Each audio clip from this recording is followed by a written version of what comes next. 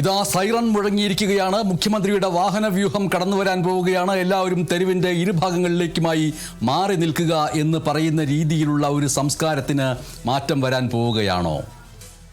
നമസ്കാരം.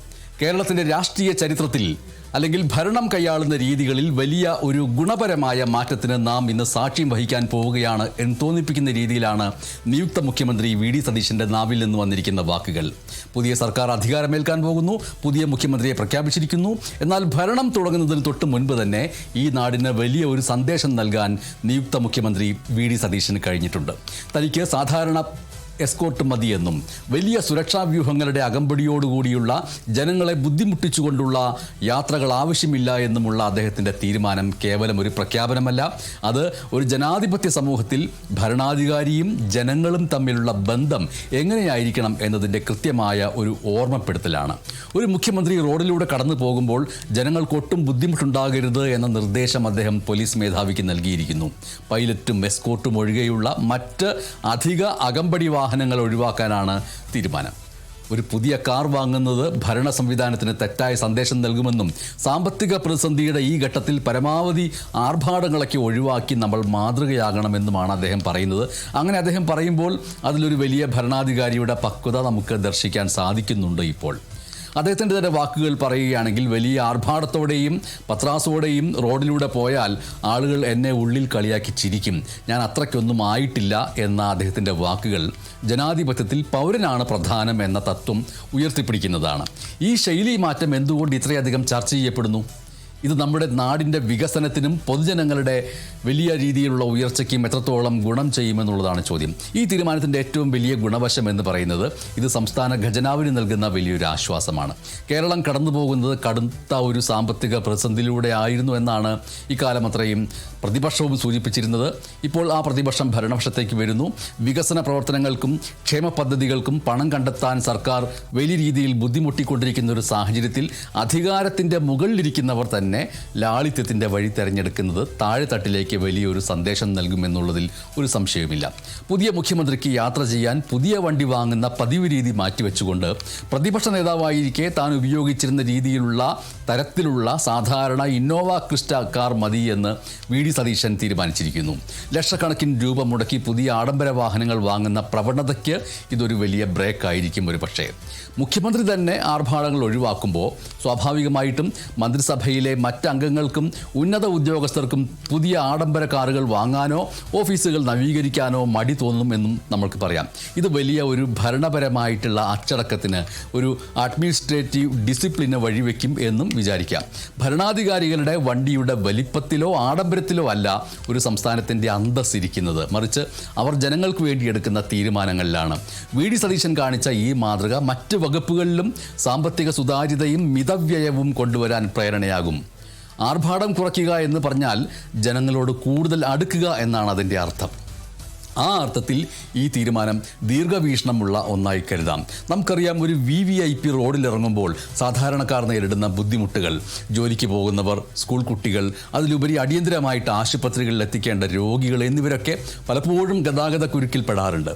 മുഖ്യമന്ത്രിയുടെ യാത്ര പ്രമാണിച്ച് അരമണിക്കൂർ മുൻപേ റോഡുകൾ ബ്ലോക്ക് ചെയ്യുന്ന രീതി ജനങ്ങളിൽ എല്ലാ കാലഘട്ടത്തിലും വലിയ നിരാശയാണ് ഉണ്ടാക്കിയിരുന്നത്.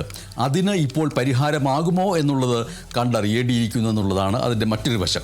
എന്തായാലും മുഖ്യമന്ത്രി വരും മുൻപ് ഗതാഗതം തടയരുതെന്നും ജനങ്ങളെ ബുദ്ധിമുട്ടിക്കരുതെന്നും പോലീസിന് കൃത്യമായ നിർദ്ദേശം നൽകിയിട്ടുണ്ട് എന്നാണ് ഇപ്പോൾ പറയപ്പെടുന്നത്. ഇതിനെ തുടർന്ന് സുരക്ഷാ ചുമതലയുള്ള ഉദ്യോഗസ്ഥർ ജനങ്ങളോട് മാന്യമായി പെരുമാറണമെന്ന് ADGP തന്നെ സർക്കുലർ ഇറക്കുകയും ചെയ്തിരിക്കുന്നു. ഇത് വലിയൊരു മാറ്റമാണ്. പോലീസും ജനങ്ങളും തമ്മിലുള്ള അകലം കുറയ്ക്കാൻ ഇത് സഹായിക്കും. സുരക്ഷ ഉറപ്പാക്കുമ്പോൾ തന്നെ പൗരൻ്റെ സഞ്ചാര സ്വാതന്ത്ര്യം തടസ്സപ്പെടുത്തരുത് എന്നുള്ള ജനാധിപത്യ ബോധം ഇവിടെ പ്രകീർത്തിക്കപ്പെടേണ്ടതും ആണ്.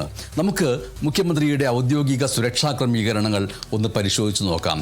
അതിൽ അഡ്വാൻസ് പൈലറ്റ്, എസ്കോർട്ട് വാഹനങ്ങൾ, ആംബുലൻസ്, സ്പെയർ വാഹനം, കമാൻഡോകൾ എന്നിവ അടങ്ങുന്ന ഒരു സ്ട്രൈക്കർ ഫോഴ്സ്, ഇതെല്ലാം ഒരു മുഖ്യമന്ത്രിയുടെ സുരക്ഷയ്ക്ക് നിയമപരമായിട്ട് ആവശ്യമുള്ളതാണ്. ഒരു സംസ്ഥാനത്തിൻ്റെ ഭരണത്തലവൻ്റെ സുരക്ഷയിൽ യാതൊരു വീഴ്ചയും വരുത്താൻ പാടില്ല എന്നതിൽ ആർക്കും തർക്കവുമില്ല. അത് പോലീസിൻ്റെ ഉത്തരവാദിത്തമാണ്. എന്നാൽ ആ സുരക്ഷാ സംവിധാനങ്ങൾ നിലനിർത്തിക്കൊണ്ട് തന്നെ അനാവശ്യമായിട്ടുള്ള പത്രാസുകൾ ഒഴിവാക്കാനും വാഹനങ്ങളുടെ എണ്ണം പരിമിതപ്പെടുത്താനും കഴിഞ്ഞാൽ അത് പോലീസിൻ്റെ ജോലിഭാരം കുറയ്ക്കും. റോഡിൽ മണിക്കൂറുകളോളം ഡ്യൂട്ടി ചെയ്യേണ്ടി വരുന്ന പോലീസുകാർക്കും അത് വലിയൊരു ആശ്വാസമാവുകയും ചെയ്യും.